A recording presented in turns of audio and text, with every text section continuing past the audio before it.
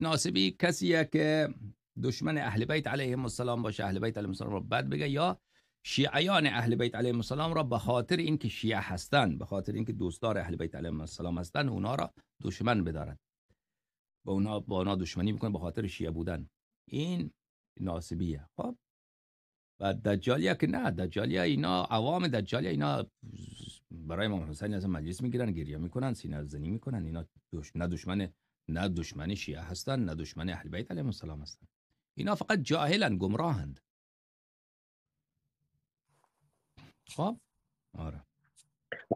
من منظورم این سران بود، یعنی اون علماشون، مراجعشون، اون بزرگان، نه عوام. اونا علماشون بزرگان غاصب حق دجالیه. اهل بیتن، یعنی غاصب حق اهل بیت علیهم السلام، غاصب حق چون اهل یک بیت علیهم روایت السلام. از امام باقر علیه السلام هست. گمراهند، مردم را گمراه میکنن، ظالمن، آدم کشند.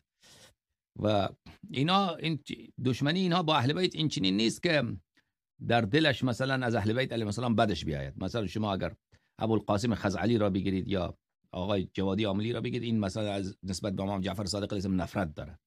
من فکر نمی کنم این چنین باشه، اما اینا ضررش به اهل بیت علیهم السلام میرسه.